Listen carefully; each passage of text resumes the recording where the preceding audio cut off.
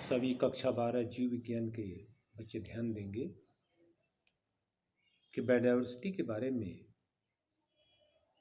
जो बायोडायवर्सिटी का चैप्टर है उसके बारे में बायोडायवर्सिटी क्या है, स्पीसीज विभिन्नताएं क्या है और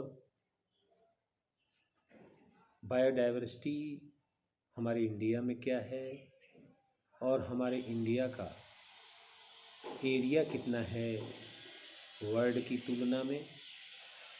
तो इस संबंध में हमने आपको बताया था कि how many species are on the world and how many species are in India. पिछले वीडियो में हमने बताया था ये स्पीसीज डाइवर्सिटी वर्ल्ड में क्या है, हमारे देश में क्या है। लेकिन हम ये आज पैटर्न ऑफ बायोडाइवर्सिटी के बारे में बताएंगे कि बायोडाइवर्सिटी का क्या पैटर्न है। देखिए, बायोडाइवर्सिटी का क्या पैटर्न है इसको हम दो तरह से बताएंगे। एक तो बायोडाइवर्सिटी का जो पैटर्न है वह है लैटिट्यूडनल बायोडाइवर्सिटी पैटर्न और दूसरा है स्पीसीज एरिया रिलेशनशिप पैटर्न। दो पैटर्न, लैटिट्यूडनल बायोडाइवर्सिटी पैटर्न और species area relationship pattern. First of all, in biodiversity pattern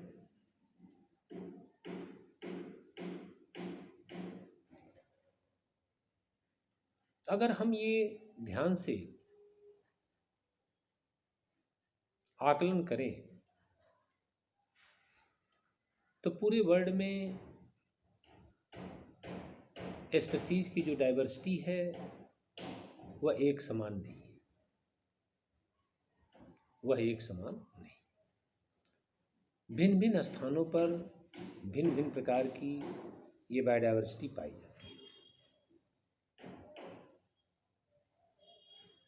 और ये भी देखा गया है कि जो ट्रॉपिकल रीजन है वहाँ पर बायोडाइवर्सिटी बहुत अधिक है और टेम्परेट रीजन में बायोडाइवर्सिटी कम होती है। तो जो बायोडाइवर्सिटी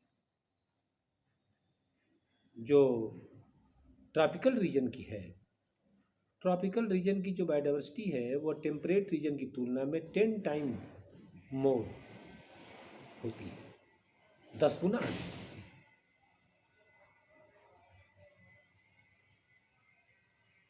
हम ये जानते हैं कि पृथ्वी इलिप्टिकल स्ट्रक्चर है। पृथ्वी की आकृति बिल्कुल गोल तो नहीं है, कुछ अंडाकार शेप में होती है और ये 23.5 अंश अपने एक्सिस पर टिल्ट होती है, तिरछी होती है और निरंतर rotate on its axis and also rotate around the sun. ये हमेशा अपने अक्ष पर घूमती है और सूर्य के चारों तरफ भी चक्कर लगाती है। अपने एक्सिस पर 24 घंटे में एक चक्कर लगाती है और सूर्य के चारों तरफ का जो चक्कर होता है 365 दिन में लगता है। अगर हम पृथ्वी पर इक्वेटर और पोल का अगर हम आकलन करें, इक्वेटर की स्थिति 23.5 अंश north and 23.5 degree south, these range of 47 degree are known as equator. Equator latitude is known as 0 degree centigrade. जो इक्वेटर है उसको हम 0 डिग्री का हम अक्षांश मानते हैं, लैटिट्यूड मानते हैं, और वहाँ से 23.5 और 23.5 दक्षिण का जो एरिया 47 डिग्री का है, हम इसे इक्वेटर रीजन मानते हैं। When we travel from equator to the pole, we get always species diversity is decreases। अगर हम इक्वेटर से पोल की ओर अगर हम यात्रा करें तो हमें स्पीसीज की डाइवर्सिटी है वह घटती हुई प्रतीत होती है, वो हमेशा जो है घटती है।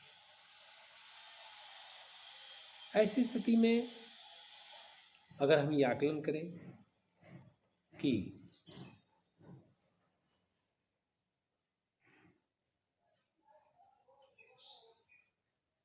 some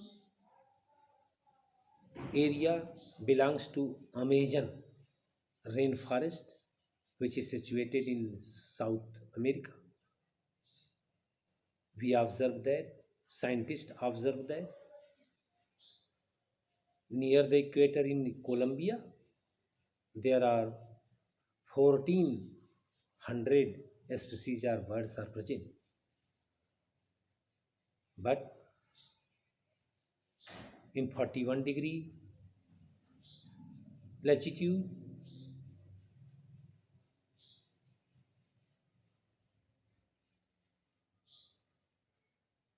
that is New York have 105 species of bird,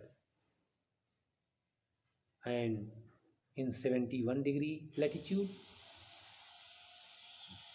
that is Greenland has only 56 species of birds.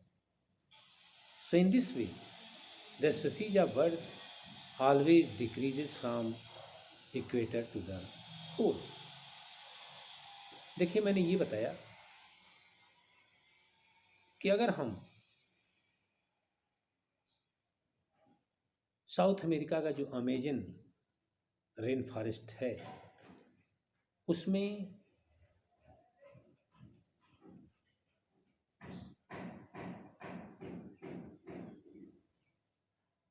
यदि हम इक्वेटर से, इक्वेटर के पास जो कोलंबिया है, उस कोलंबिया में अगर हम देखें तो पक्षियों की 1400 प्रजातियां हैं इक्वेटर रीजन में, कोलंबिया देश में। और यही यदि हम और पोल की ओर बढ़ करके जब हम 41 डिग्री पर पहुंचते हैं तो वहाँ जो न्यूयॉर्क है वहाँ पर पक्षियों की जो प्रजातियां हैं मात्र 105 है। और यही अगर हम 71 डिग्री पर जाते हैं और पोल की ओर तो ग्रीनलैंड में इन्हीं पक्षियों की जो प्रजातियां अगर हम देखें तो मात्र 56 प्रजातियां हैं। तो इस प्रकार से अगर हम ये देखें कि ये जो प्रजातियां हैं लगातार वो घट रही हैं। हम अपने इंडिया में ही अगर देखें तो जो हमारा सादर्न बेल्ट है, जो सादर्न इंडिया है, दक्षिणी भारत है, उसमें 1200 स्पीसीज पक्षियों की पाई जाती है। हम इस प्रकार से ये देख सकते हैं कि टेम्परेट की तुलना में ट्रॉपिकल रीजन में ये प्रजातियां बहुत अधिक हैं। इसी प्रकार हम जो अमेजन फॉरेस्ट है अगर हम इनकी प्रजातियों के बारे में देखें तो सबसे अधिक जो ट्रॉपिकल रीजन का जो अमेजन फॉरेस्ट है वह विभिन्न प्रकार के प्रजातियों की संख्या रखता है। और उनकी प्रजातियों की जो संख्या है हम एक आउटलाइन बता रहे हैं। जैसे प्लांट की 40,000 प्रजाति, 40,000 प्रजाति प्लांट की पाई जाती है अमेजन रेन फॉरेस्ट में। 3,000 प्रजाति मछलियों की पाई जाती है,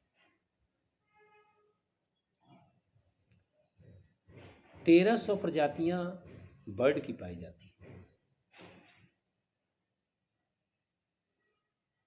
427 प्रजातियां मैमल की और 427 प्रजातियां एम्फीबियन की। रेप्टाइल की मात्र 378 प्रजातियां पाई जाती हैं और 1,25,000 से अधिक इनवर्टिब्रेट की प्रजातियां पाई जाती हैं। इसी प्रकार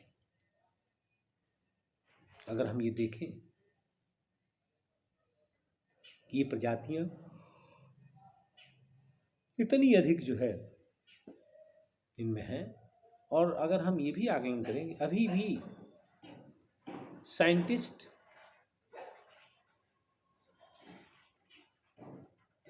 बिलीव दैट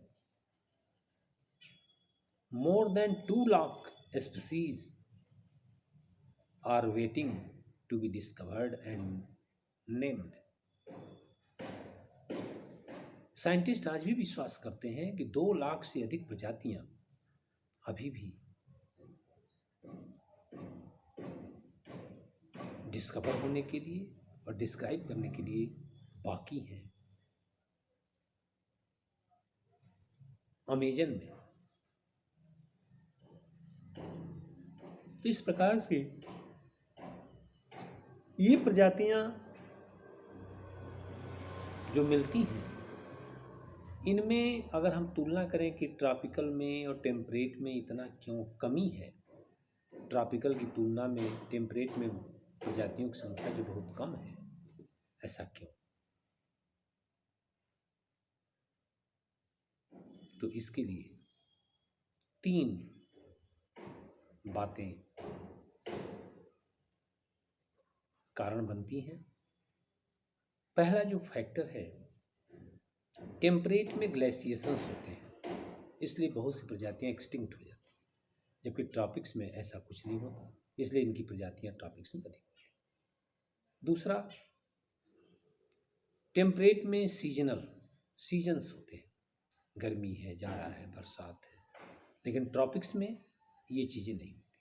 वहाँ हमेशा जो है एक जैसी एवरग्रीन कंडीशन पाई जाती है। वेदर वहाँ का बिल्कुल क्लाइमेट जो होता है वो समान रूप से होता है, इसलिए वहाँ की प्रजातियाँ अधिक होती हैं। सीजनल होने के कारण कुछ प्रजातियाँ उस सीजन में, कुछ प्रजातियाँ उस सीजन में, कुछ प्रजातियाँ बरसात में, इसलिए यहाँ की प्रजातियाँ जो है डिफर करती हैं। और तीसरा कारण है कि ट्रॉपिक्स में चूँकि जो लाइट एनर्जी है, जो लाइट रेज है, वह डायरेक्टली इंसिडेंट करता है और provide more energy for the plants. So plants more photosynthesize and more rich.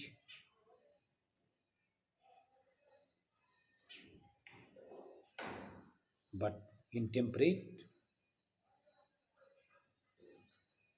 light penetration is less in comparison to tropics. यहाँ पर लाइट का पेंट्रेशन कम होता है, यहाँ की लाइट एनर्जी थोड़ी कम होती है ट्रॉपिक की तुलना में, इसलिए यहाँ के पौधे फोटोसिंथेसाइज भी कम करते हैं और इस प्रकार से ये यहाँ की प्रजातियाँ भी कम होती हैं। तो इस प्रकार से ये जो पहला बायोडाइवर्सिटी का जो पैटर्न है लैटिट्यूडनल, इसको मैंने बताया। इसी प्रकार का अल्टीट्यूडनल होता है, पहाड़ों पर भी ऐसे ही सेम पाया जाता है। एक होता है लॉन्गिट्यूडनल जो डिफरेंसेस होते हैं वह डिफर करता है। एक लॉन्गिट्यूड पर अगर एक लेटीट्यूड पर हम लॉन्गिट्यूडनल अगर देखें, एक ही अक्ष पर अगर हम पूरा अगर भ्रमण करें, विभिन्न देशों में जाएं, तो लगभग एक जैसी ही जलवायु होती है और प्रजातियां भी लगभग सेम होती हैं।